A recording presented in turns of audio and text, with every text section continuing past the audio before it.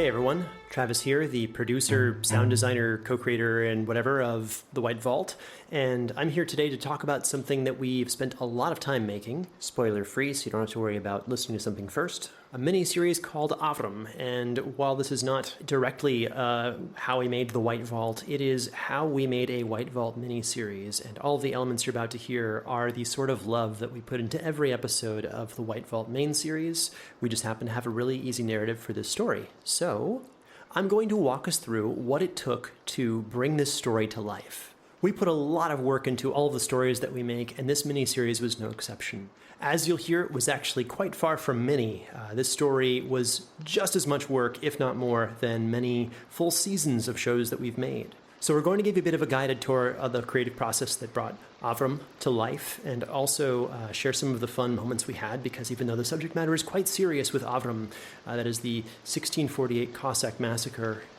which is a very terrible moment in history, we did have a lot of fun making a story and working with a cast and crew to really bring it to life.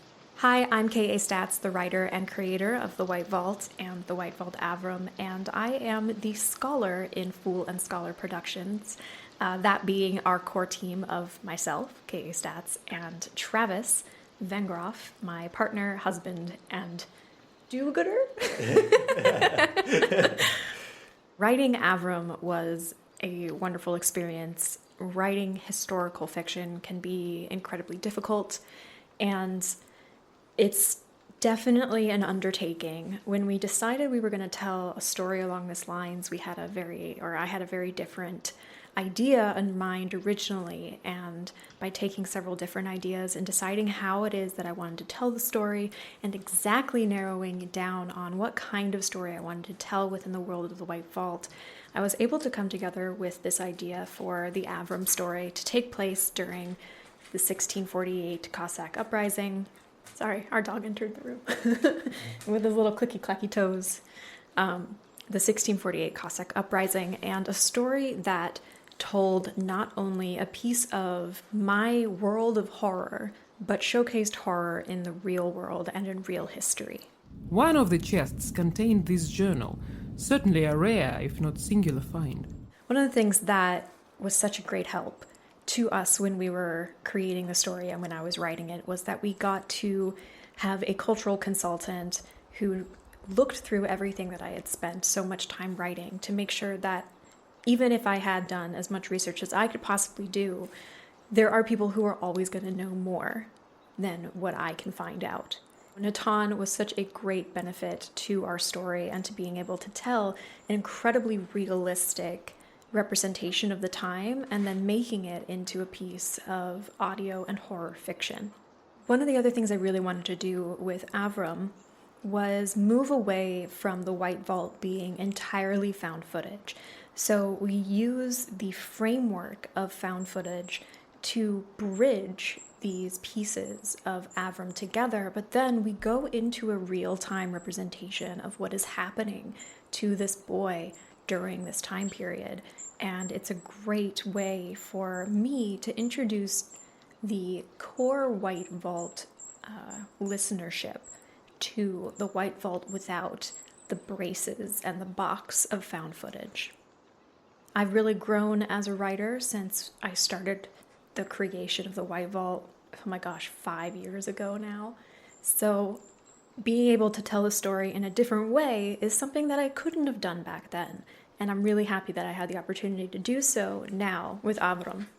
So one of the things I really enjoy about getting to write is I get to do research. I want to make sure that things are very, very accurate, down to the strange things like weather patterns and which trees and fruits and plants are in bloom during this season. So when Avrum and the other people in this group are talking about different foods that they're seeing, things that they can collect and eat, they're talking about actual plants that I looked up using scientific articles to make sure that they would be from that region during that time. They were historically documented as things people would have eaten, and they would be in season. And on top of that, when they talk about when the wind is blowing in a certain direction, where they can see smoke and where they can't see smoke, I also consulted actual wind and weather charts from the area to make sure that I wasn't magically making up this like northern wind or something. So that's also been one of those things that I absolutely enjoy creating. Maybe not so much a cultural consultant on that, but there were a lot of consulted papers on whether or not what I was writing made any sense. Yehuda's position as a local arrendator would have made them a well-off and learned Jewish family for the time. The journal takes a very drastic and upsetting turn over halfway through, starting at the page I have indicated for you to begin your examination. One of the most important parts about telling the story of Avrum was that the story of the White Vault itself that's happening in this storyline is, depending on your viewpoint, possibly not the most horrifying thing happening in the story. The 1648 Cossack uprising terrorized entire villages, entire peoples in the area, and that's part of this real and true story and this true horror that happened during this time. And it's interesting to see this dynamic of inserting a false horror, so a fictional horror, on top of and into this reality. And in the end, you come out of it thinking, which part here was scarier? What did you think was scarier as a listener? And that might entirely come from whether or not you have any kind of attachment to this place and this historical event. And of course, I am incredibly lucky that when I'm done writing a story, I get to hand it off to my fool, my partner, and my husband, Travis, the producer, who takes my words and makes it into the absolutely flawless creation that you guys get to hear. No pressure. Okay, so production began with me getting the script and realizing I'd have to cast a bunch of voices who spoke a bunch of languages that I did not. And I did not know anyone who did speak these languages, like Ukrainian, like Yiddish, like Georgian. We looked far and wide to find this cast, and we put out a lot of all-calls all across the internet trying to find the right people. Hello, I'm Boris. I submitted your proposal because I speak English fluently. I'm a native Georgian speaker, and I think I can do this job very well. Thank you in advance. When you put out an all-call for people who are speaking different languages and you're asking for people who can speak Georgian, we got quite a few Americans who auditioned from Georgia or who have visited Georgia, the state, and they didn't fully understand what we were asking for, even though the opening line for the audition is this very non-Roman or English character-filled page. So it was quite interesting to see all the auditions we would get where people would use Google Translate and try to say these words. ჩვენ არ შეგვიძლია გავაგრძელოთ ხეტიალი. არასოდეს არ უნდა წამოვსულიყავით. აქ ცხოვრება გვიჭირს, არც თავშესაფარი, არც საჭმელი. And to clarify, that was actual Georgian. And while it was sort of easy to figure out who was who, it did take a little bit of time to go through the 100+ emails of people who just didn't read the instructions. But we got through it, we powered through, we found most of our amazing cast. It was particularly hard to find children and people who can speak Yiddish. And we're also interested in voice acting. It's a smaller Venn diagram than you might think. And many of our actors were first-time actors, which means they'd never intended to be actors. That we just found them as I do. They didn't reply to the auditions. I sought them out, looking through really old audition reels and through various translation sites and anywhere that had something that indicated that someone was bilingual and potentially interested in voice acting. A number of people we've worked with in the past had these really cool profiles from like 10 years ago where they were going to be a voice actor and then they stopped voice acting because life got in the way. And I have a habit of sort of finding these people and sending them invitations to be the leads on our shows. And now they were getting this weird email from this guy in America saying, not only we would like you to be the lead actor of our audio drama, but it's also largely in English. And some of our actors did not speak English very much. These individuals had maybe a lesson or two in middle school and hadn't really spoken it since. And they weren't initially comfortable, but we were able to work through it and direct them and get them comfortable with the roles and with their voices. And when we gave them the Georgian parts, they would really light up. And we would always ask them, can you please read the part in Georgian first? Stern. What does it mean? Stern. Okay. In Georgian, yes? შენ შეგიძლია უკანდაბრუნება ამჯობინო. მე შენ არ შეგაჩერებ. მაგრამ უკანდაბრუნებას ჩვენს გარეშე შე ვერასდროს ვერ შესძლებ.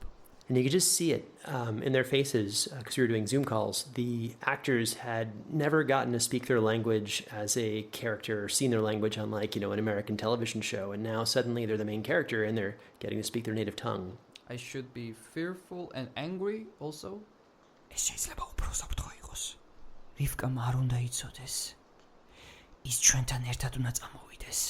So we were recording these really talented individuals, many whom had never acted before, but willing to give us a shot, and did a fantastic job.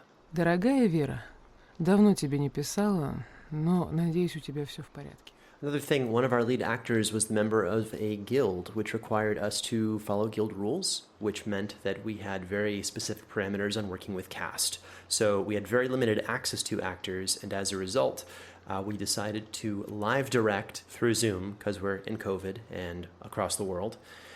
So we directed every single session, which was a new set of unique challenges for us. Many of you probably don't know this, but we usually don't direct our actors. We just let them read the script, give us a couple of takes, and edit it all together. So this was a completely new experience for us. I was alone in the studio. The director was remote. The engineer was remote. Really, really weird. Frankly, it was like being alone in a ghost town. Coughing is on my resume under special skills, by the way, so...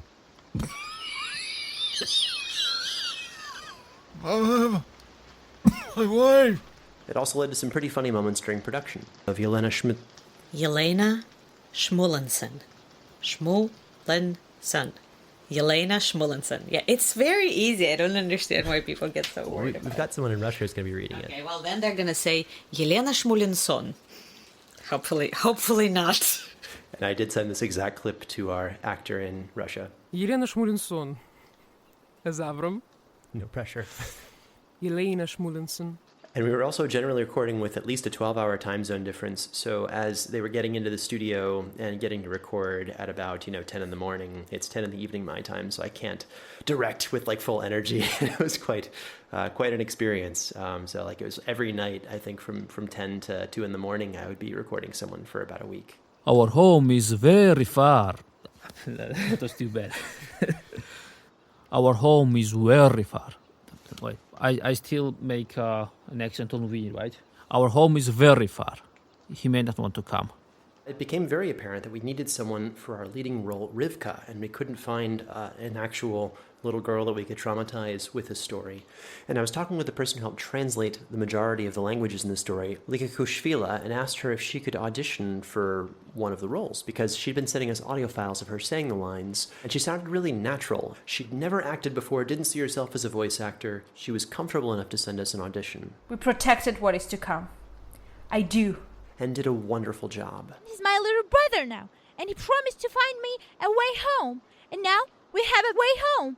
So he's coming. She also recorded the entire story in a single day, and about an hour and a half into the session, there was a power outage, and we lost everything that was recorded up till that point. It was tough, but she said she wanted to keep going. She wanted to just power through it, and she did a phenomenal job. I'll help you. I'm sure Jura will. I'll help you. Here's where my voice goes. I'll help you. I'm sure Jura will. Like, I need to be quiet here or not? Okay, gotcha. Okay. את יכולה לשמור את מה שהקלטנו עכשיו? And in addition to being phenomenal as Rivka, she speaks 4 languages. And our recording session was actually not even in English. The engineer didn't speak English. My papa speaks Turkish and Apres and... Most of our sessions were actually like that, with the engineers speaking Russian or Hebrew or Korean. It was quite fun putting everything together, and it was very interesting arranging all these recording sessions around the world. Jura! What is Jura? Ah, its name. Okay. I just think that is like in Georgian, ura, that means yay. And I thought maybe that. Okay, Jura. So there were also some cultural things that came up, different variations on words and names that wound up switching a lot of times as we were getting into pre-production. And it was very intentional and very specific, even down to the specific nature of how to spur a horse to action for the Cossacks and things of that nature, which proved to be quite comical at times. What, stopping a horse in Ukrainian? Yeah. Let me ask Yelena just a second. Okay. Did you hear that? Oh, it is. I'm sorry. It's... That's what it is. So there's sound in it. Yeah.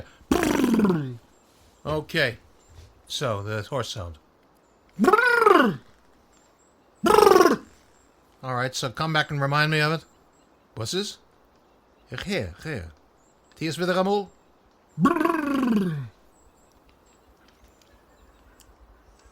It sounds idiotic to me, too. Say, you're not putting your face in the water and going that's what it sounds like. The sound comes not from here, it's from two. Okay. Did I try? Not brr. It's not brr. It's a. Sorry. Is there any other alternative, any Ukrainian way of stopping a horse? I'm sorry. It's been a while since I stopped a horse, but this is it. One more time. The word is true. Aha, so there's a word underneath that. Sort of. Gotcha, okay. Try it. It's not a P. It's like you're doing it on a B and it's a P. One day later. Oh, I have something else to tell you. So, overnight, I have consulted my Ukrainian sources with how the Cossacks stop and start a horse. Those things we did yesterday. So the is correct. But that was the funniest thing. But the go horsey go, whatever you call it, giddy up. We did it. What you have to say, the word is vyo. It's like VYO. So it sounds like, I'm gonna back away from the mic. So it sounds like vyo. So Alan can record it at home because this was actually his version. I think he only recorded the pashla. And one of the other things that was unique about the show is that the story is actually quite personal to us. My ancestors did survive the events presented in the story. I know Yelena, who is the voice of Avrum, had a similar experience with her family, and people take historical fiction that present very serious events very seriously, and rightly so, and that's acceptable and fine. Yelena, the lead actress, who was Avrum, was fantastic throughout the entire process, but it was very important for us to get every element of the story right for a number of reasons, including personal ones, but especially the Yiddish. It's like somebody's going to spend the entire episode waiting for that tiny little thing that you can barely hear. I would not. No. Listen, you don't know about the Yiddish word. The Yiddish world is basically like that. If I make one mistake in any of this, there will be three people who would find my email and let me know about it. It is, even though it is entirely unimportant. Right. What do I know about your Jewish things? Yeah, I don't know how you live with yourself.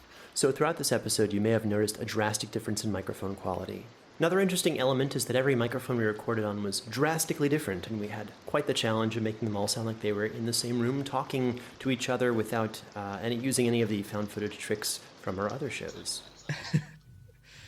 Okay, so we are on Ryusha, right? Our first word. And similarly, none of the actors were in the same room as each other. They were all recording separately, in isolation. Okay, Nemirov. Okay. So I'll give you 3 more takes on the screaming one. And then many of our actors really also enjoyed getting to do things like scream or yell. Yeah, like scream, not whispering and screaming, like actually scream. Yep. Sorry. You want me to scream or like like this, or what kind of scream are you searching for? But higher, right? Yeah, louder. Okay, yeah, I know. Okay. And while getting stabbed or hurt in real life is not very fun, it's quite a unique and interesting process as an actor. Okay. Oh, I'm stabbed. Okay. Before I speak? Oh, that's right. I didn't scream. Yeah, okay. Oh, and that's at the moment I'm being stabbed. That's why I'm screaming? Okay. And the scream is, again, because I'm being physically murdered. Yeah, unfortunately, I can't. Fortunately, I can't draw on life experience. So, okay. And after all the recording, we have all these pieces we have to put together, like a puzzle. You may want to stay here and stay away from us. Oh, there's crying. That's okay. So this is like the end. So one of the other big elements about Avrum is the music. People have really enjoyed the introduction theme, so we're going to take a quick moment to explain how it sort of came into being. A few years ago, Brandon Boone wrote a theme song for The White Vault, which many of you are familiar with.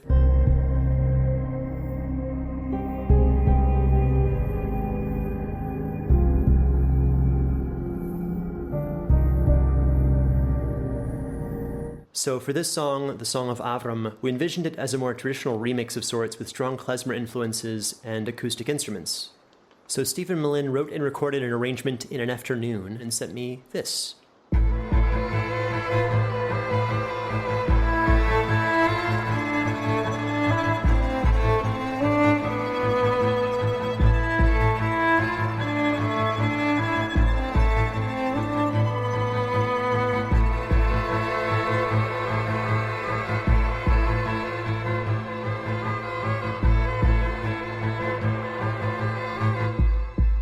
And I really liked many elements of it, but we wanted to change up the lead melody. So Stephen wrote and recorded a new lead violin part that afternoon.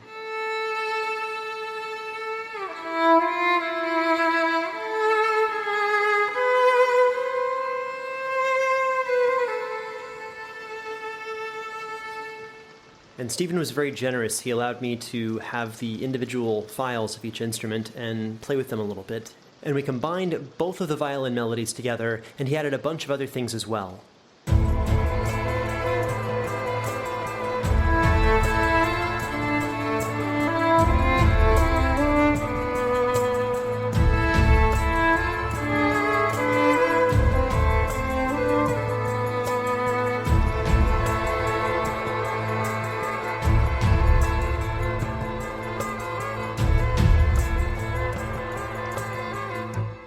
And with that final-ish arrangement, I added even a little bit more. Stephen was open to me adding accordion to it and doubling the lead melodies, and we got live cello, as you can hear. And we also swapped out some of the synth stuff with actual instruments, most notably the choir, which we stole from one of our earlier recordings, strangely enough from Vast Horizon. Finally, we extended the song by doubling the introduction part and then also keeping that cello at the end with that extra oomph. So here's the final version of what it sounds like.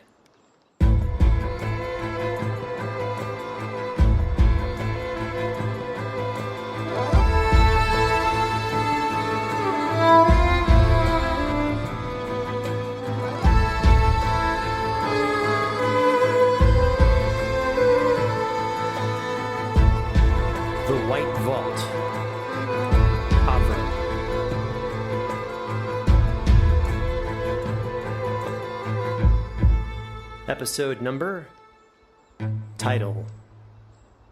So I'm going to pass this off to Dayn Leonardson, who I work with on everything at this point. We worked with Dayn a long time ago on Liberty, critical research, and he just recently joined our team full-time to create more complex soundscapes in every story that we bring to life. Dayn joined us at the start of this project, and he has been involved for every episode of it. He's also the mixing engineer for Avrum.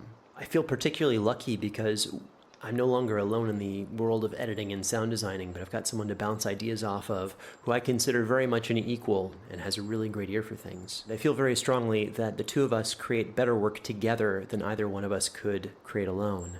And we're both particularly excited to work together on finishing up Season 5 of The White Vault. My name is Dayn Leonardson, and I worked as the lead sound designer on White Vault Avrum. It was an incredible project to take part in. It presented me with a number of challenges. One of the main focuses I had was ensuring that everything stayed as authentic as possible from start to finish, especially since Travis and Caitlin were able to land Israeli, Georgian, Ukrainian actors, etc., so realism was obviously a priority. And for me, finding the right nature sounds was my biggest hurdle. I spent hours just picking out animals specific to Ukraine. Red deer, wapiti, Eurasian hoopos, wolves,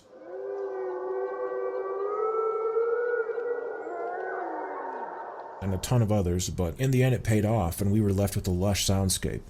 This enabled me to make that forest come alive, and when Avrum and company were constantly on the move, I used these animals to make the forest kind of move around them. I even have a fly bump into Avrum in one of the episodes. But when trying to reach this level of realism, I ran into another issue. The monster. In a world that's so believable, it's hard not to go overboard with fiction elements and break the listener's immersion, so we distanced the monster to where it was always just over the hill or around the bend from Avrum. but the terror it creates is always hot on your heels, which brings me to the action sequences. So the story takes place from the first-person perspective of Avrum, so action scenes were tough to get right. We had massive armies attack on horseback, using mostly swords and the occasional muzzle-loaded guns that served as precursors to what we now call muskets. We had bullets zip past Avrum's head and strike the person next to him. Crows constantly stalking Avrum, hoping he would give up and provide them with a nice meal. Soldiers trampling through the forest looking for any escapees. Spoilers, skipping this audio. On top of all that, like I said previously, there was a monster breathing down their neck. No. This is also spoiler territory. We're going to skip this one. I'll never forget this project. It was an incredible experience for me, just helping make it. Avrum caused me to not only grow as an engineer, but it took me on this amazing journey along the way. And I can't thank you guys enough for listening. I know there's plenty of entertainment to choose from. This story is deep and meaningful, and it sticks with you. Another huge thanks to the awesome team at Fool and Scholar, and I can't wait to bring more worlds to life with you guys. Thanks, Dayn. And likewise. So I hope this gives some insight into just how much work and love and passion goes into every episode of The White Vault. We're very excited to be bringing to life our 5th and final season of the main story very shortly in the next couple of weeks, and look forward to sharing that with you soon, as well as what lies beyond. If you were interested in hearing more of The White Vault Avrum, you can find the entire story on our Patreon at patreon.com/foolandscholar, because we are in fact fan-funded. That is our primary source of income. That's how we can do what we do. So Dayn and I will get back to work on The White Vault Season 5. Again, thank you so much for your support as listeners, as patrons, whatever you might be. We hope to bring even more stories like this to life in the future, and until then, travel is not advised.